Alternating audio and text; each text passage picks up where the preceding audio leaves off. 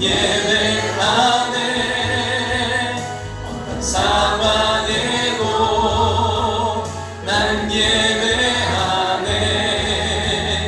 부르신 곳에서 난 예배하네. 어떤 상황에도 나는 예배하네.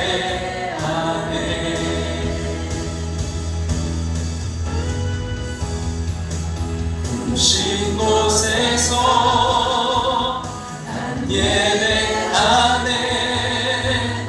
어떤 상황에도 난 예배하네.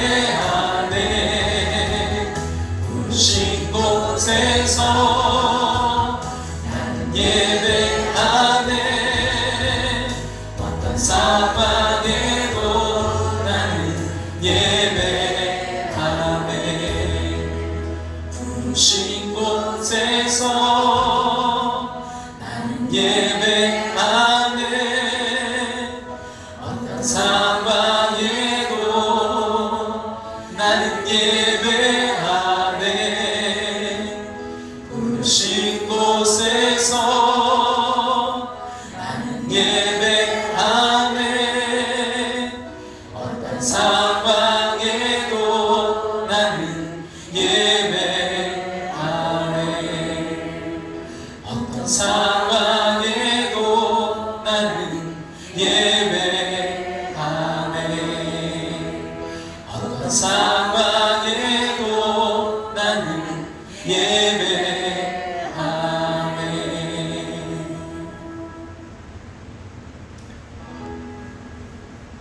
다 같이 조용한 기도 드리심으로 이 시간 하나님께 예배로 나아가겠습니다.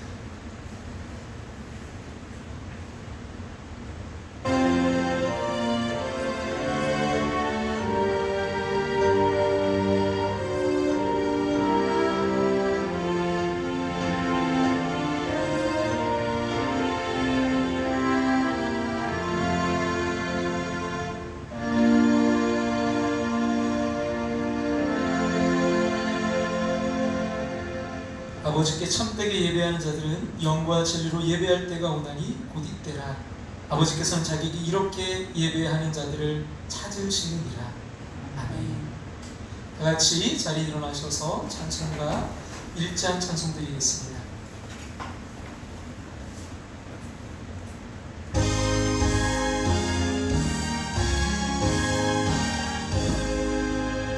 만복의 근원 하나님, 온 백성 찬송 드리고 전천사역 찬송하세.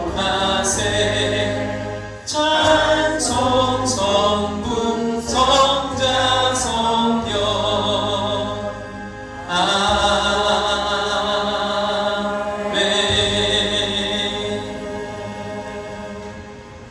자리에 앉으셔서 하나님 말씀 에베소 5장 8절부터 14절 말씀까지 보시겠습니다. 에베소 5장 8절부터 14절 말씀입니다.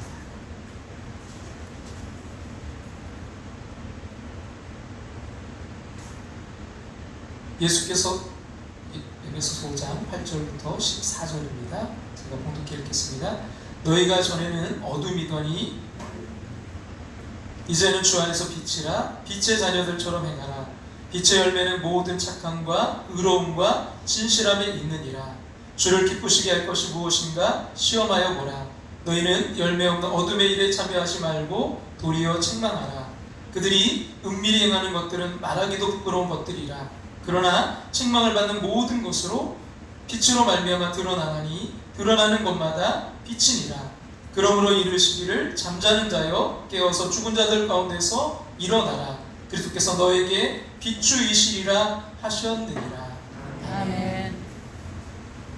시간 주님의 이름으로 오늘도 예배의 자리에 또 여러분 영상으로 함께 하신 모든 분들 우리 이 시간 환영합니다. 다 같이 박수로 환영할까요? 주님의 마음으로 사역하는 2020년 생명을 살리는 교회. 우리 대전 지역이 오늘부터 이제 온라인 예배와 현장 예배를 겸해서 드리게 되었습니다. 현장 예배는 50명 이하로 드리고요. 그 모든 예배를 이제는 드릴 수는 있어요. 50명 이하. 근데 아직 좀 대전에 확진자들이 있기 때문에 저희는 좀 더 안전하게 하기 위해서 수요 예배도 조금 지켜보다가 이제 드리려고 합니다. 여러분 잘 안정될 수 있도록 기도를 부탁드리고요. 우리가 이제 이웃사랑 콘서트가 사실 오늘이었는데 연기가 되었습니다. 그래서 여러분 특별히 심장병 어린이 재단 위해서 기도를 부탁드리고요. 언제 될지 모르겠어요. 그래서 다시 우리가 그런 좀 안정이 되고 하면 그쪽에서 연락을 주기로 했습니다. 이를 위해서 기도를 부탁드리고요. 다니엘 기도회가 11월 1일부터 21일 동안 있는데 아마 이게 현장에 모일 수 있을지 없을지 모르겠어요. 그래서 다니엘 기도회도 아마 각 가정에서 이제 드려야 되지 않을까 이렇게 예상을 하고 있는데 여러분 위에서 기도해 주시고 이런 어려움들을 잘 우리가 이겨나갈 수 있도록 여러분 지혜롭게 잘 대처할 수 있기를 간절히 소망합니다. 그래서 여러분 어쨌든 우리가 잘 이런 안전을 위해서 어제도 또 오셔서 이렇게 소독도 해주시고 이렇게 하신 분들 또 우리가 예배 때마다 계속 환기시키고 우리 또 하던 대로 잘 안전 수칙을 여러분 또 생활 가운데서 잘 지켜주시기를 부탁드립니다. 기도드리겠습니다. 영과 진리로 예배하라 하신 하나님께 이 시간 예배드립니다. 세상의 것들로 닫혀진 영의 눈이 열리게 하시고 말씀들을 귀를 열어 주시옵소서. 이 예배를 통해 보혈의 능력을 힘입고 새로운 소망과 기쁨, 새 힘과 새 마음을 갖게 하심을 믿습니다. 세상 살며 하나님보다 세상을 눈에 보이는 것, 잡을 수 있는 것, 잡은 것을 더 많이 의지했음을 고백합니다. 그러나 우리 인생의 짐은 무겁고 버거웠음을 고백합니다. 이 시간 쉬게 하시겠다는 말씀 의지하여 삶의 짐을 내려놓습니다. 기쁨과 평안만 가지고 돌아가게 하여 주시옵소서. 예배 자리에 함께 있지 못하고 객지, 외국에, 군대에, 병상에 있는 성도들이 있습니다. 언제 어디서나 하나님과 사람 앞에 부끄럼 당하지 않게 하시고 주의 발자취를 따라 살게 하여 주시옵소서. 하나님 특별히 남보리 성도님 9월 16일 생일을 맞이합니다. 주님 지금까지 함께 하신 것처럼 주님께서 날마다 눈동자와 같이 지키시고 보호하시고 그의 앞길을 날마다 인도하여 주시옵소서. 주님 이 시간 말씀을 전하고 듣습니다. 성령으로 붙들어 주시옵소서. 회복과 치유의 역사로 인도해 주시옵소서. 오직 은혜로 함께하여 주시옵소서. 예수님의 이름으로 기도함나이다. 아멘.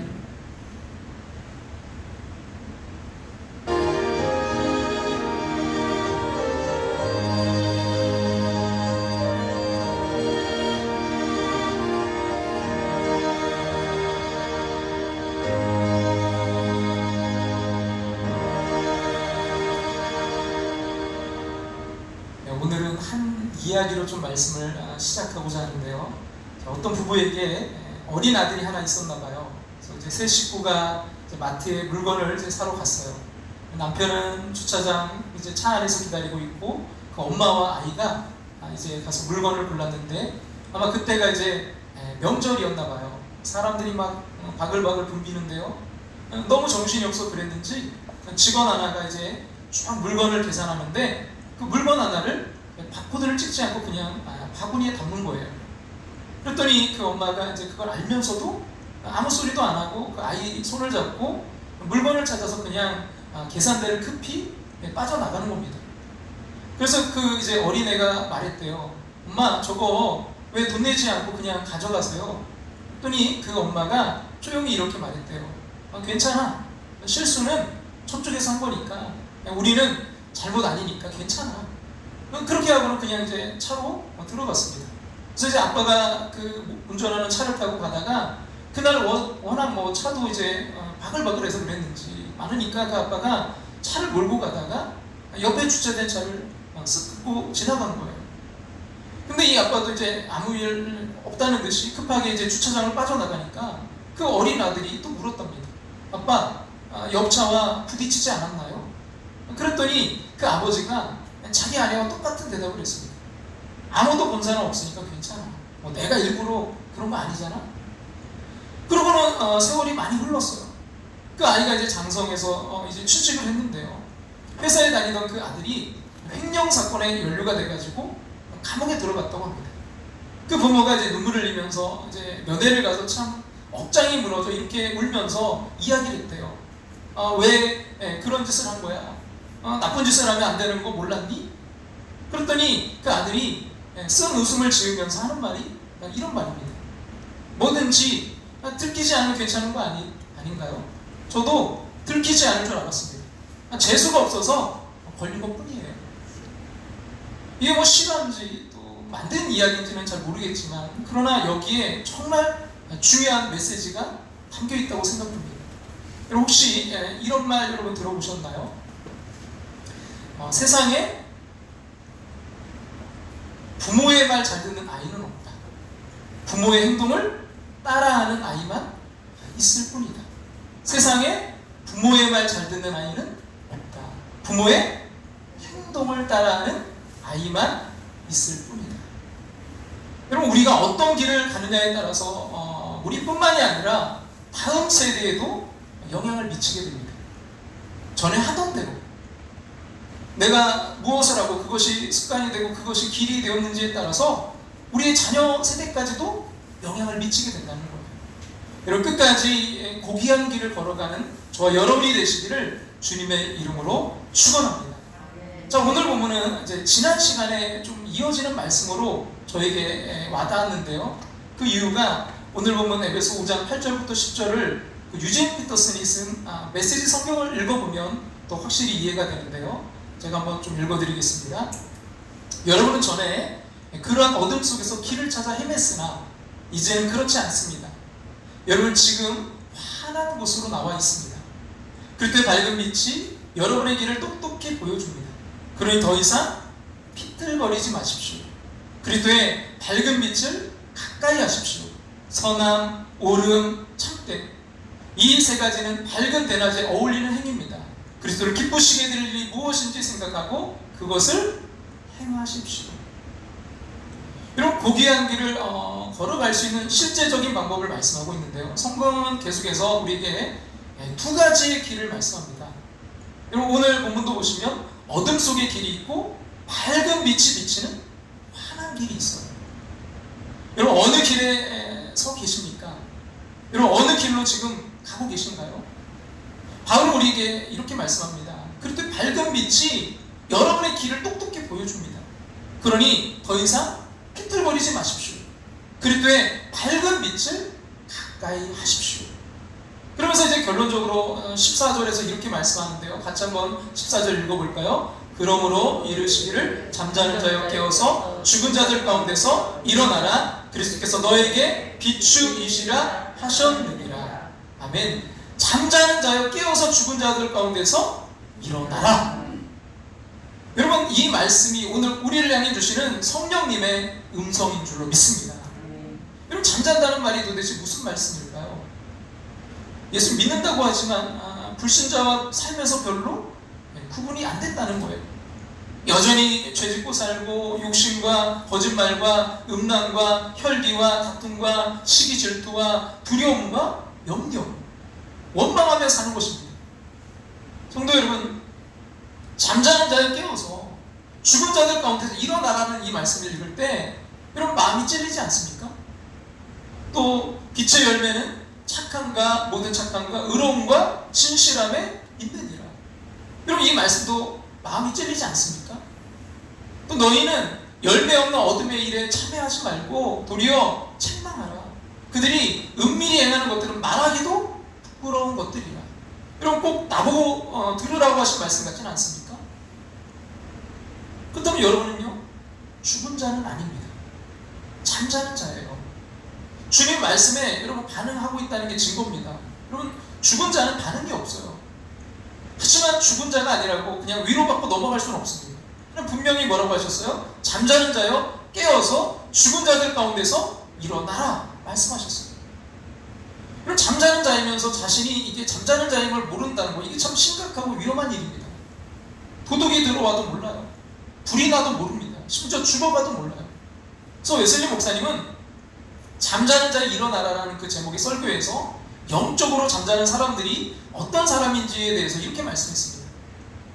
비참한 족쇄에 결박되어 있는데도 자신은 자유롭다고 생각하는 사람, 사탄이 그의 영혼을 완전히 소유하고 한 번 떨어지면 다시 나올 수 없는 지옥이 그를 삼키려고 입을 벌리고 있음에도 평안하다라고 말하는 사람, 하나님의 형상을 잃어버린 채 타락에 머물러 있지만 다가오는 징벌을 피하라는 하나님의 경고를 결코 마음에 두지 않는 사람, 영혼의 내면에서 진지하게 내가 어떻게 해야 구원을 얻겠습니까? 라고 부르짖는 일이 없는 사람, 좋은 것과 나쁜 것을 분별할 세련된 지각을 갖추지 못했고 눈이 있어도 보지 못하고 귀가 있어도 듣지 못하는 사람, 하나님을 전혀 본 일이 없으며 또 하나님의 음성을 들은 일도 없고 생명의 말씀을 손으로 만진 체험도 한 적이 없는 사람, 영적으로 잠들어 있는 사람의 특징 중에 하나는 그 불평과 원망이 많다는 것입니다. 불평과 원망이 심각한 이유는 사실은요, 그가 받은 은혜가 너무나 엄청난 것이기 때문입니다. 그럼 예수님께서는 십자가 지시기 전날 밤에 십자가를 짓지 않게 해달라고 하나님께 피땀이 흐르는 기도를 하셨습니다. 예수님답지 않은 모습이기도 하죠. 그것은 십자가의 고통 때문만은 아니었습니다. 세상의 모든 죄를 다 짊어지시는 것 때문이었습니다. 심지어 하나님과의 관계가 끊어지는 데까지 가야 되는 것이 힘드셨던 것입니다. 여러분이 상상할 수 있는 가장 더럽고 끔찍하고 정말 추하고 분노하게 되는 죄악을 한번 떠올려 보세요. 살인, 어떤 강간, 폭력, 아동학대, 또 인신매매, 테러와 그 집단학살, 또 전쟁과 고문과 독재와 억압과 같은 그런 죄를 지은 사람을 여러분 보면 어떤 마음이 드십니까? 예수님께서 우리의 죄를 지셨다는 말은요, 그분이 그 모든 죄를 지은 자가 된다는 말입니다. 그리고 우리는 조금이라도 남의 죄를 뒤집어 쓰기를 싫어해요. 너무나 억울해하고 또 목숨 걸고 저항할 것입니다. 그럼 예수님은 어떻게 했습니까? 예수님께서 십자가에 못 박히시는 순간 예수님은 이 세상에 가장 더럽고 끔찍한 죄를 다 지은 사람으로 십자가에 달리신 것입니다. 그리고 하나님 아버지와의 교제가 끊어진 것입니다. 그러므로 예수님께서 겟세마네 동산에서 피땀을 흘리신 것은 이상한 일이 아닙니다. 십자가의 은혜를 성경은 구속 혹은 속량이라고 말합니다. 값을 지불하고 사다 혹은 값을 지불하고 사서 자유하게 하다라는 의미예요. 주로 이제 그 노예들을 돈을 주고 풀어줄 때 사용되었던 단어입니다. 근데 이 속량이라는 단어를 짐승에게도 사용한 경우가 있어요. 그럼 집에서 기르는 개가 이웃집 사람을 물어서 죽였습니다. 이런 경우에 그 개는 죽여야 됩니다. 하지만 주인이 그 개를 너무나 사랑해서 죽은 사람의 가족을 찾아가서 용서를 빌고 이제 가장 아주 큰 값을 지불하고 그 개를 살렸어요. 이런 경우도 구속 혹은 속량이라고 말합니다. 이 정도면 어느 정도 이해할 수도 있겠습니다. 아들을 살리려고 아버지가 대신 죽었다면 아름답다, 감동적이다 말할 수 있겠습니다. 사형 선고를 받은 쌍둥이 동생을 대신해서 형이 대신 그 사형을 당했다면 감동을 받을 수도 있겠습니다. 그런데 그 죄를 저지른 개를 살리려고 주인이 대신 죽었다면 여러분 어떻습니까? 아니 심지어 그 개를 살리려고 주인의 아들을, 독생자를 대신 죽게 했다면 여러분 이게 말이 됩니까? 이거 감동도 사랑도 아닙니다. 불의한 일이고 이거 미친 짓입니다. 그런데 하나님의 아들 예수 그리스도께서 우리를 대속하시기 위해서 죽었다는 그 십자가 사건은 그보다 더 심한 사건인 것입니다. 지옥에 갈 우리를 구원하시려고 하나님의 아들을 죽이다니 말이죠. 말도 안 되고요, 비현실적이고 충격 그 자체입니다. 우리를 개에 비유한 것이 여러분 지나치다고 생각하십니까? 아닙니다. 개는요 그래도 양반입니다. 우리 스스로 벌레만도 못한 자라고 고백하지 않습니까? 근데 우리가 이런 은혜로 구원받은 것입니다. 웬 말인가 날 위하여 주 돌아가셨나, 이 벌레 같은 날 위해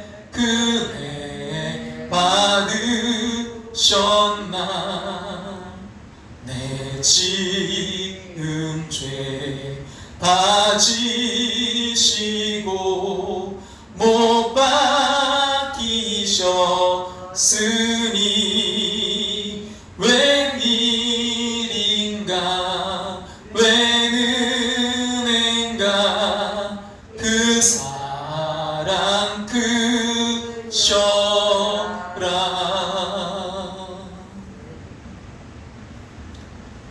노진중 목사님은요, 회복하라는 책에서 이렇게 고백했습니다.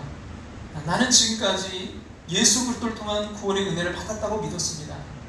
난 아무것도 한 것이 없는데 먼저 나를 찾아오셔서 사랑하시고 자녀 삼으신 하나님의 무조건적인 아가페 사랑에 진심으로 감사했습니다.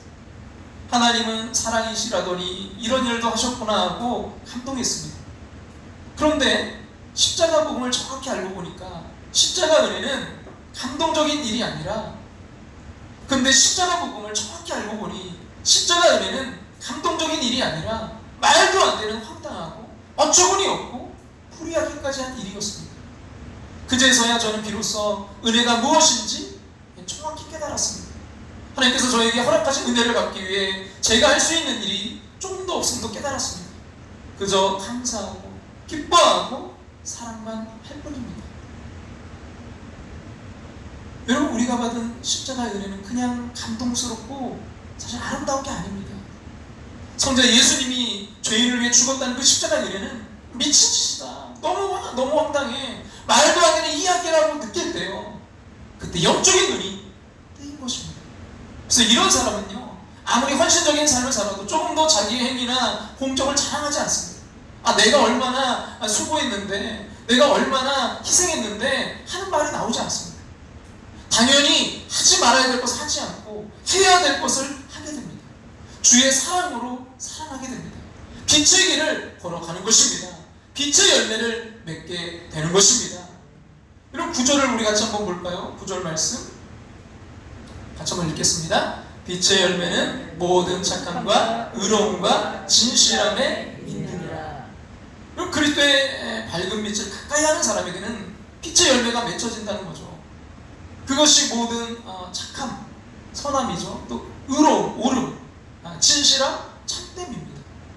여러분, 사실 이 선함과 또 의, 또 진실, 이 참됨, 이 모든 것은 하나님의 속성이죠. 하나님의 모습이에요. 여러분, 근데 그 빛이신 그 주님과 우리가 가까이 할 때 우리에게도 그런 모습이 드러나게 된다는 것입니다. 그럼 그 가운데 오늘 다 살펴볼 수는 없고요, 그 진실함, 참됨에 대해서 좀 살펴보면서 빛과 좀 연결시켜 보겠습니다. 그럼 참됨이 능력이 있는 것은 변하지 않기 때문이죠. 그럼 변하지 않는 것, 그걸 우리는 진리라고 말합니다. 인터넷에서 이런 진리, 이런 참됨, 이런 걸 찾아보다가 그 배우 차인표 씨의 이제 수상 소감에 대한 기사를 좀 하나 보게 되었습니다. 2016년 12월 31일에 진행된 2016 KBS 연기대상에서 그 배우 라미란 씨와 함께 베스트 커플상을 받은 후의 이야기인데요, 이런 내용입니다. 차인표는 모든 영광을 라미란 씨에게 돌린다며 1967년 양띠, 올해로 나이가 50살이다. 50살에 베스트 커플상을 받아 진심으로 영광으로 생각한다고 말해 웃음을 자아냈다. 차인표는 이어 끝으로 50년을 살면서 느낀 것 3가지가 있다면서, 첫째, 어둠은 빛을 이길 수 없다. 첫째, 어둠은 빛을 이길 수 없다. 둘째, 거짓은 결코 참을 이길 수 없다. 거짓은 결코 뭘 이길 수 없다고요? 참을 이길 수 없다. 셋째, 남편은 결코 부인을 이길 수 없다. 힘주어 말했다. 진중하고 그 재미를 모두 잡은 차인표의 센스에 박수가 쏟아졌다. 여러분, 참되다고 하는 건 보면 쉽게, 근데 아무 데서나 드러나는 게 아닙니다. 2016년 초에 이어령 씨가 지혜 최전선이라는 책을 내고 조선일보 이제 인터뷰한 내용이 이런 것이었어요. 2016년을 시작하며 미래가 너무 암울하다는 현실에 어떻게 예상하느냐는 기자의 질문에 올해가 참 어려운 해예요. 없다에도 있고 어두워도 밝은 법인데 참 어려워요. 여러분, 2016년도 참 어려웠나 봐요. 근데 어떻게 보면 2020년 지금은요, 정말 더 어렵죠. 더 어려워요. 근데 한번 들어보세요. 이렇게 이야기합니다. 이럴 때는 빙상, 자전거 레이스를 생각해요. 직선 코스에서 달릴 땐 차이가 없지만 코너를 돌 때 1, 2, 3, 4등으로 순위가 벌어져요. 개인이나 국가나 지금이 바로 코너링을 할 때라고 생각해요. 불행한 일이긴 해도요. 거기서 진짜 자기 실력이 드러나죠. 아주 흥미로운 것은 그 출판이 불황이라고 하는 이때 여전히 베스트셀러가 있다는 것이죠. 1930년대 미국 대공황기에 뉴욕에는 두 개의 줄이 있었다고 합니다. 하나는 무료 급식소, 다른 하나는 극장 앞의 줄. 이 당시 인기를 끌었던 영화가 타잔, 미키마우스, 킹콩입니다. 이 영화들의 공통점은 다 짐승이 주인공이라는 것입니다. 가치가 전도되고 야성이 살아나고 문명과 야만이 제대로 어울리는 내용 말입니다. 이런 내용의 기사를 보면서 저는 이런 생각을 했어요. 그럼 우리의 참됨이 드러나는 순간 그때는요 인생의 코너를 돌 때라는 생각이 들어요. 그럼 모두가 직선길을 향해 달려가고 있을 때는 이게 잘 분간이 되지 않지만 뭔가 좀 굴곡이 있는 시대와 그 장소를 돌아갈 때 참이 결국은 드러나게 되는 거 아닐까요? 진실, 이 참됨이란 그 말이 라틴어로는 신의 세라라는 말에서 왔어요. 이 말의 뜻이 뭐냐면 밀칠하지 않은 이란 뜻이 있습니다. 근데 이 신의 세라를 이제 밀칠하지 않은 이 말을 영어로 번역하면 sun casted. 그러니까 지금 무슨 말이냐면 햇빛에 시험해 보다라는 뜻이 있어요. 그럼 이 말이 이제 그 신의 세라, 밀칠하지 않은 그 햇빛에 시험해 보다 이런 말인데 이 말이 생기게 된 것은요. 그 고대 도자기 이제 산업이 발달하면 생긴 단어입니다. 우리가 보아도 이제 값싼 도자기는 아주 두껍게 만들기 때문에 불에 구워낼 때 금이 잘 가지 않아요. 근데 이 값비싼 도자기는요 얇게 만들고 또 가볍게 아주 선명한 색깔을 넣습니다. 그러다 보니까 이 값비싼 도자기는요 불에 이제 구워내기 전이나 구워낸 후에 금이 가는 일이 많았어요. 정직한 도공은 이런 도자기는 깨어버렸습니다. 그렇지만 정직하지 못한 사람은 이런 이제 도자기에다가 색소를 칠하고 딱딱한 밀초를 섞어 그 갈라진 틈을 메워서 유약을 발라 상품으로 내어놓았습니다. 그러나 이것을 알아보기 위해서 햇빛에 이제 비춰서 그 밀초를 메운 자국이 있나 없나를 확인했다는 거예요. 그런 외에 그런 자국이 없을 때 신의 세라, 진실하다라는 글을 새겨놓았다고 합니다. 신자가 진실해야 된다는 말은 하나님 앞에서 흠도 없고 티도 없는 깨끗한 신자, 위선이나 분으로 위장하지 않은 그 모습을 가진 것을 말합니다. 그런 신자란 나는 조금만 다듣기만 하면 죄와 멀어질 수 있다 하는 자가 아니라 나는 철저히 죄인으로서이다. 그러나 주님이 원하시면 깨끗해질 수 있나이다라고 고백하는 자가 신자인 것입니다. 저는요 진실은 드러난다고 믿는 사람입니다. 진실은요 우리가 규명하려고 애쓰는 게 아니라 빛이 있으므로 어둠이 물러가는 것처럼 드러나야 됩니다. 그럼 빛 앞에서 어둠은 아무런 힘을 쓰지 못합니다. 아무리 어두워도요 빛이 있으면 드러납니다. 그래서 빛의 또 다른 뜻은요 진실입니다. 그리고 빛은 진리예요. 그럼 진리가 뭘까요? 기준 아니겠습니까? 그 김난도 씨가 쓴 1000번은 흔들려야 얼음이 된다라는 책에 나오는 이야기인데요. 이런 이야기입니다. 거리에 나가면 약도가 있습니다. 길을 찾을 때 당신은 지도에 무엇부터 찾나요? 당신이 가장 먼저 주시해야 될 것은 You are here라고 쓰인 현재 위치입니다. 나의 현재 위치. 아무리 정교하게 각 건물의 위치를 표시해 놓았더라도 지금 여기에 좌표를 알려주지 않으면 지도는 아무 소용이 없습니다. 인생도 마찬가지입니다. 내가 어디에 존재하고 있는지 I am here를 찾지 못하면 목표도 실행 계획도 무의미합니다. 그럼 빛이 있는 곳에 결국 정체가 드러납니다. 빛이 있으므로 주변이 보이기 시작합니다. 여러분 먼저 그 빛으로 오신 예수님을 바라보는 영적 눈이 뜨이시기를 주님의 이름으로 축복합니다. 여러분 그 요한 사도는요 예수님은 세상에 빛으로 오셨다고 했어요. 같이 한번 볼까요? 요한복음 12장 46절 다 같이 읽겠습니다. 나는 빛으로 세상에 왔나니. 그러나 이 빛은 산이나 바다를 비추는 빛이 아니라 각 사람에게 비추는 빛입니다. 한번 요한복음 1장 9절 같이 한번 볼까요? 참빛 곧 세상에 와서 각 사람에게 비추는 빛이 있었나니. 사람에게만 비추는 빛이란 무슨 말이죠? 영혼을 살리는 빛이라는 말입니다. 만물에는 없고 사람에게만 있는 것이 영혼입니다. 그럼 빛이신 주님이 우리에게 오신 것은요, 우리의 영혼을 살리려 하심이었어요. 그래서 에베소 2장 1절에 이렇게 말씀하죠. 그는 허물과 죄로 죽었던 너희를 살리셨다. 또 오늘 보면 에베소 5장 14절 뭐라고 말씀합니까? 같이 한번 읽어볼까요? 잠자는 자여 깨어서 죽은 자들 가운데 일어나라. 그리스도께서 너에게 비추이시리라. 이 말씀을 기록한 사도 바울 자신이 핍박자였지만 햇빛보다 더 강한 그 빛으로 임하신 주님을 만나고 영원히 살아나고 사도가 된 사람이었습니다. 근데 여러분, 주님이 빛으로 이제 영혼에 비치면 우리가 살아나게 되지만, 영혼이 살지만, 또 중요한 건 뭐냐면 자신의 죄가 환히 드러나 보인다는 거예요. 그래서 오늘 보면 에베소 5장 13절은 또 이렇게 말씀하죠. 같이 한번 읽어볼까요? 그러나 책망을 받는 모든 것은 빛으로 말미암아 드러나나니 드러나는 것마다 빛이니라. 어느 목사님이 이제 중동에 있는 선교사 이제 수련회 때 그 불가리아 대학 기숙사 촌에서 이제 교회를 개척하신 선교사님께 아주 똑똑하고 성실한 이제 불가리아 청년 한 사람이 이제 그 교회도 나오고 또 성경 공부에도 참석하고 있는데 이 자신이 죄인임을 믿지 못하겠다고 한다는 그 말을 들었다는 거예요. 그러니까 그 청년은 지금 뭐예요? 아직 주님을 빛으로 만나지 못한 거죠. 빛으로 만나면 하나는 뭐예요? 영원히 살아나고, 또 하나는 뭐예요? 자신이 죄인임을 깨닫게 돼요. 드러나게 되는 거죠. 아직 빛으로 만나지 못한 거예요. 그래서 목사님이 그 청년에게 이렇게 말해주라고, 이렇게 전해주라고 했답니다. 이제 곧 당신이 지옥에 갈 죄인임을 알게 될 것입니다. 그때 깨달으십시오. 주님이 당신의 마음에 빛으로 임하셨습니다. 여러분 중에도요, 자신이 지옥 갈 죄인임이 믿어지지 않는 사람이 있습니까? 이제 곧 당신이 지옥 갈 죄인임을 알게 될 것입니다. 그때가 주님이 빛으로 자신의 마음에 임하셨음을 깨달으시기 바랍니다. 이런 사도 바울은 자신을 죄인의 그래서 괴수라고 고백했어요.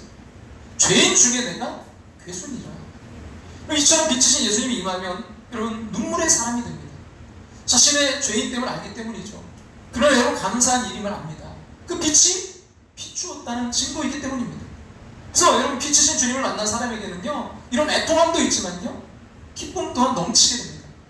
예수님께서는 주님을 믿는 자는 더 이상 어둠에 거하지 않는다고 말씀하셨어요. 같이 한번 요한복음 12장 46절 같이 한번 읽어볼까요? 나는 빛으로 세상에 왔나니 물은 나를 믿는 자로 어둠에 거하지 않게 하려 함이로라.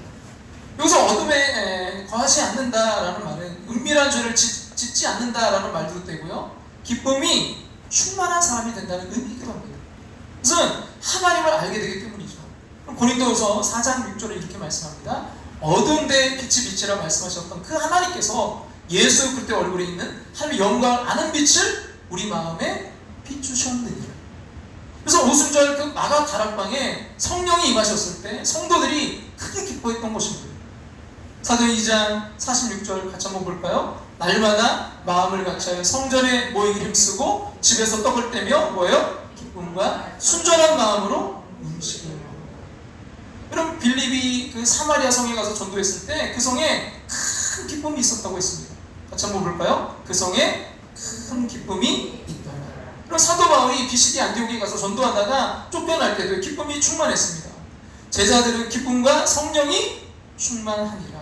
그럼 사도 바울은 감옥에서 고난과 능욕을 당했지만 기뻐하라고 했습니다. 같이 한번 볼까요? 다 같이 한번 읽겠습니다. 이와 같이 너희도 기뻐하고 나와 함께 기뻐하라. 또 보겠습니다. 주 안에서 항상 기뻐하라. 내가 다시 말하노니 기뻐하라. 하나님의 영광을 보게 되면 어떤 영광과 처지에서도요, 기쁨이 충만하게 됩니다. C.S. 루이스는 천국과 지옥의 이혼이라는 그 작품에서 천국문에 서 있는 한 문지기를 소개합니다. 근데 이 문지기는 오는 사람들에게 딱 한 가지 질문만을 해요. 뭐냐면, 당신은 예수를 알게 됨으로써 참을 수 없는 기쁨을 가지고 있습니까? 당신은 예수를 알게 됨으로써 참을 수 없는 기쁨을 가지고 있습니까? 여러분은요, 이 질문에 대해 어떻게 대답하시겠습니까? 이렇게 빛이신 주님을 영접한 사람은 그 자신도 또한 사람들에게 빛을 드러내게 됩니다. 햇빛보다 더 맑은 빛이 우리 안에만 머물 수 없기 때문이죠. 그래서 사도 바울은 우리를요, 빛의 자녀라고 했습니다. 같이 한번 읽어볼까요? 너희가 전에는 어둠이더니 이제는 주 안에서 빛이라. 빛의 자녀들처럼 해라. 그것은요 사람들의 눈에 빛처럼 느껴지는 삶을 산다는 거죠.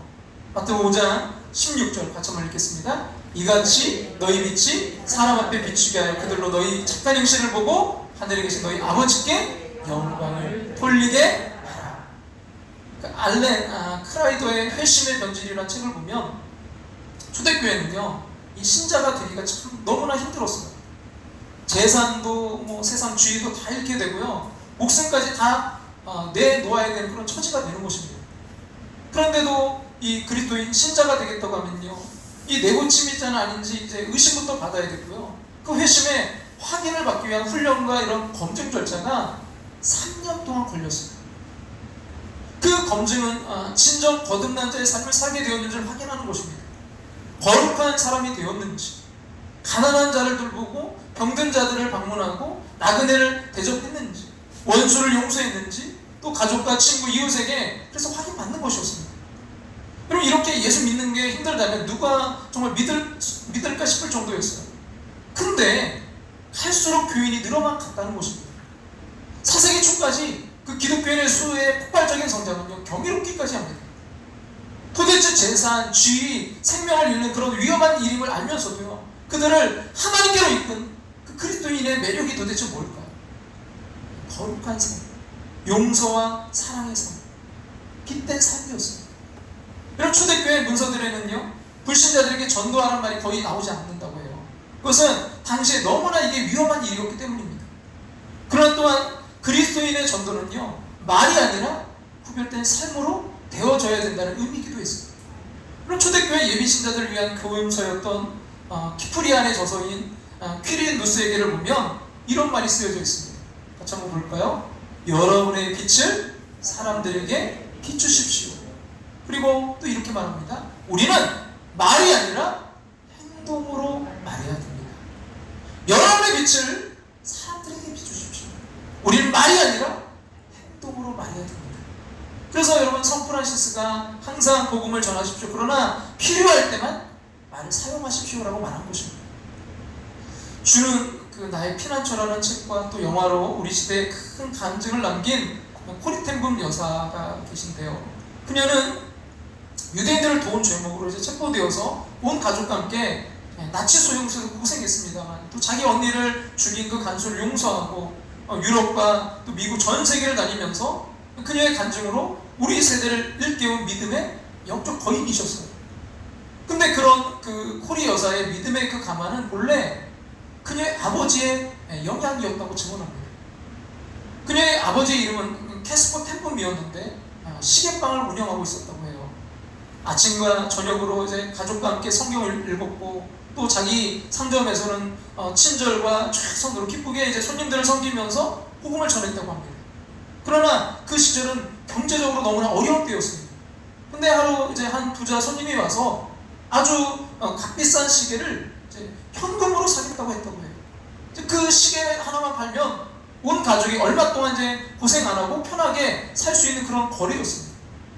근데 이제 거래가 끝나고 그 시계를 받아들면서 그 신사분이 말하기를 사실은 자기가 이제 가까운 그 시계 다른 시계방에 가서 고장난 그 자기가 아끼는 시계를 가지고 갔는데 그 시계를 고칠 수 없다고 해서 그래서 이곳에 와서 이제 이 새 시계를 샀다고 하는 거예요. 그때 이제 코리 아버지는 그 시계를 좀 볼 수 있느냐고 말합니다.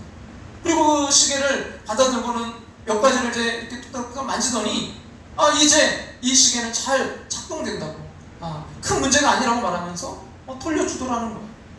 그리고 이어서 그 친구는 사실 좋은 이제 시계공인데 아직 조금 더 경험이 필요할 뿐이라고, 조금만 더 기다려주면 그 청년도 자기 부친처럼 훌륭한 시계공이 될 것이라고 말하더라고요.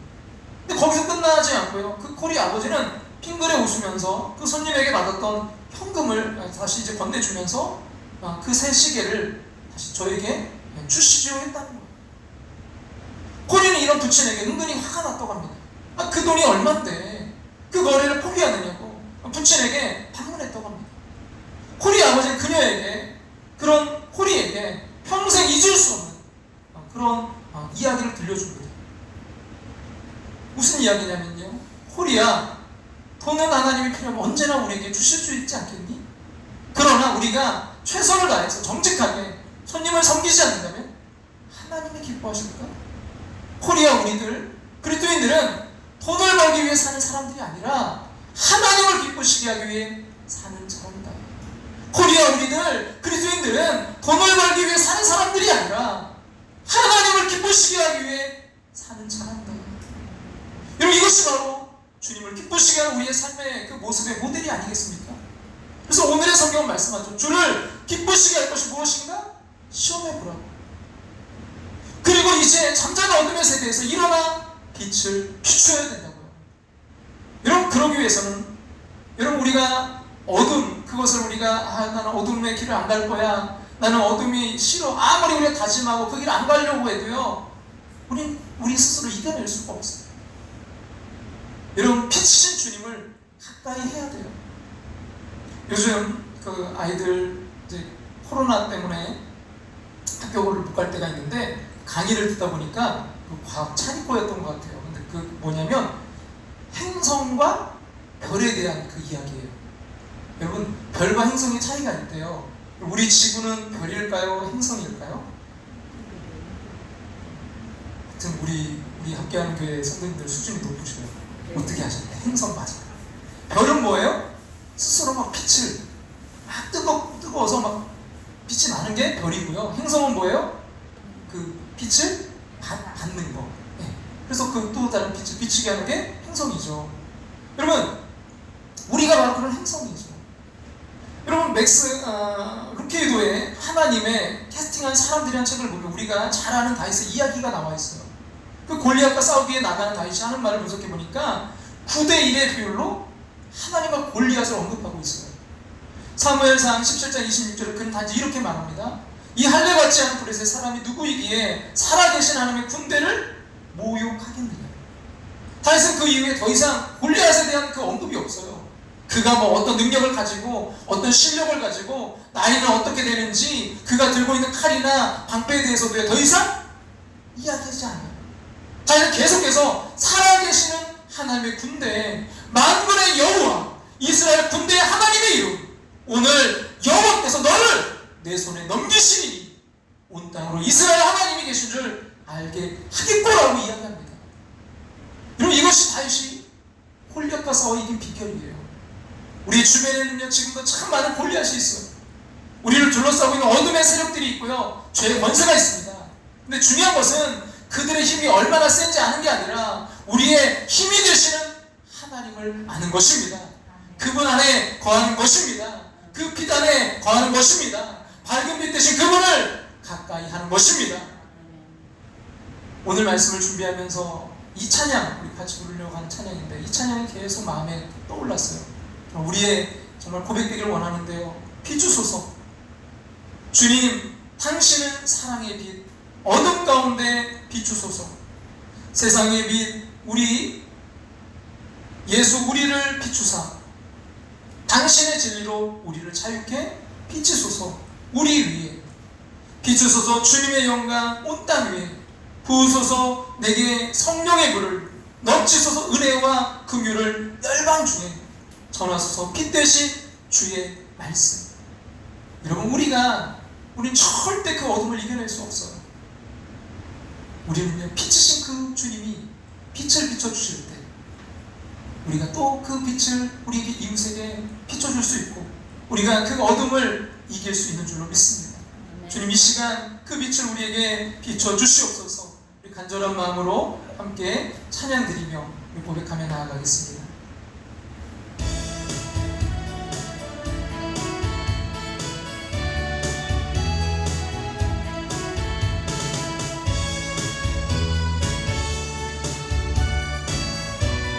말씀을 생각하면서 우리 함께 부르겠습니다. 주님, 당신은 사랑의 빛, 당신은 사랑의 빛, 어둠 가운데 빛, 세상의 빛 예수, 세상의 빛 예수, 우리를 비추사 당신의 진리로 우리를 비추소서. 비추소서. 우리 위에 비추소서. 비추소서. 주님의 영광 온 땅 위에 부으소서. 내게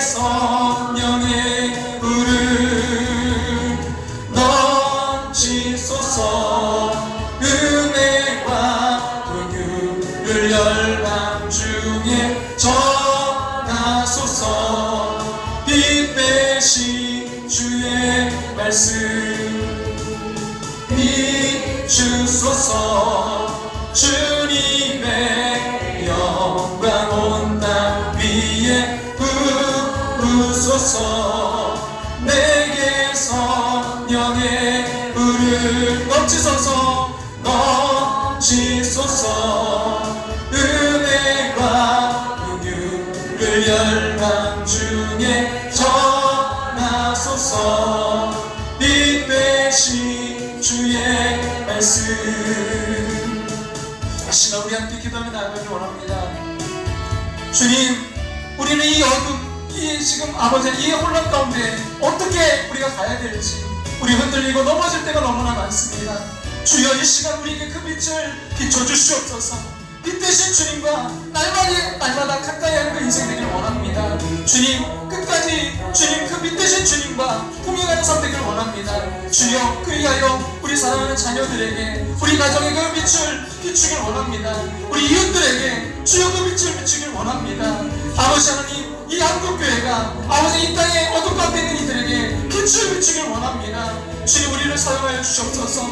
주여, 역사해 주시옵소서. 우리 함께 주님의 마음으로 이 시간 함께 기도하며 나아갑니다. 함께 기도하겠습니다.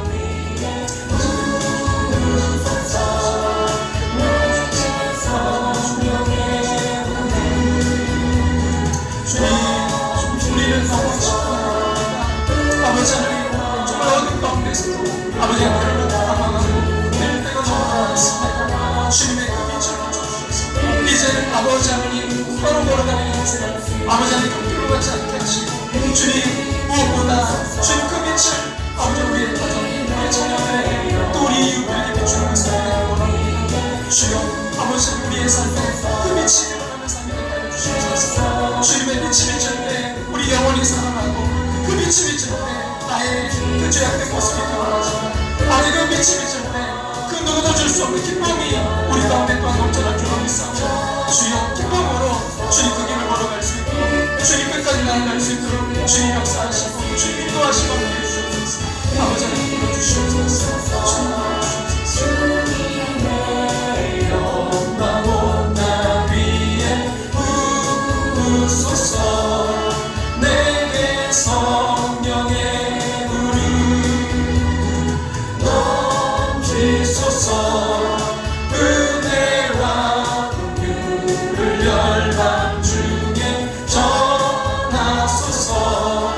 빛 되신 주의 말씀 비추소서. 비추소서.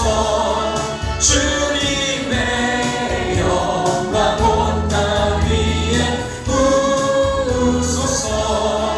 내게 성령의 불을 넘치소서. 은혜와 긍휼을 열방 중에 전하소서. 빛 되신 주의 말씀.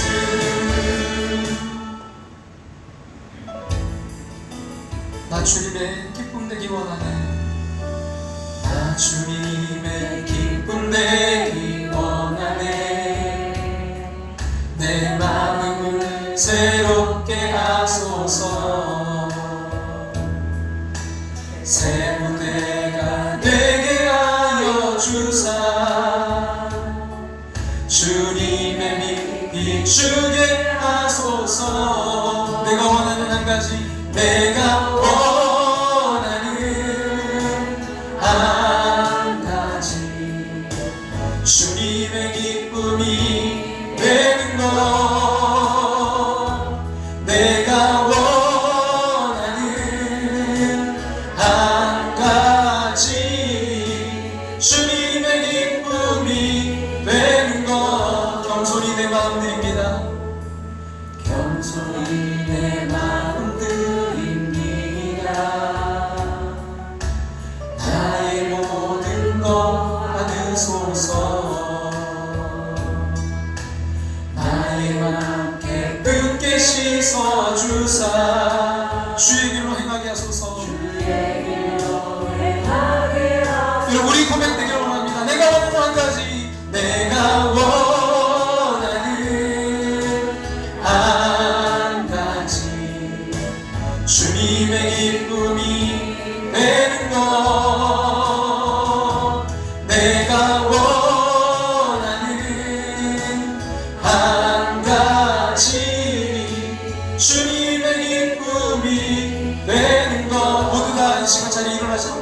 고백합니다. 내가 원하는 한 가지 주님의 기쁨이 되는 것. 여러분 우리의 고백 되길 원합니다. 내가 원하는 한 가지 주님의 기쁨이 되는 것.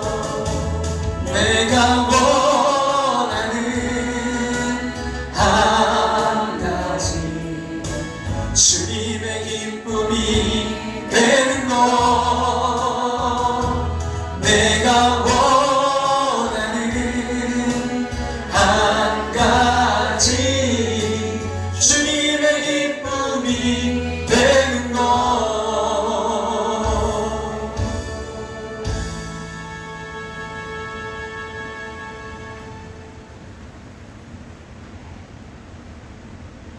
우리는 아버지 그 어둠에서 그 어디로 가야 될지 때로는 너무 방황하고 때로는 쓰러지고 넘어질 때도 있습니다. 그러나 주님, 그 주님의 빛이 비추기에 우리 다시 일어나 그 길을 뚜벅뚜벅 아버지는 정말 곁길로 가지 않고 걸어갈 수 있는 줄로 믿습니다. 주님 그 빛을 비춰 주시옵소서. 승리케 도와 주시옵소서. 주님의 기쁨 되길 원합니다. 아버지 나의 모습을 통해서 주님 기쁨 되길 원합니다. 나의 모습을 통해 아버지 주님 기쁨이 되어서 우리 가정에 우리 자녀들에게 또 우리 이웃들에게 그 빛을 비추는 삶이 되길 원합니다. 주님 함께하여 주시옵소서. 지금은 우리를 죄에서 구원하신 예수 때 그 크신 은혜와 하나밖에 없는 독생자를 나를 사랑하사 이 땅에 보내시는 그 크신 사랑하심과 오늘도 내 안에 살아 역사하시며 감화교통 충만하심으로 함께하시는 빛으로 인도하시는 그 성령 하나님의 인도하심을 통해 날마다 비추신 주님과 가까이하며 주님께로 더욱더 나아가는 당신의 사랑하는 자녀들과 가정과 삶의 터전 위에 우리의 사랑하는 종 대한민국 위에 열방 가운데 이제 영원토록 함께 하시기를 축원합니다.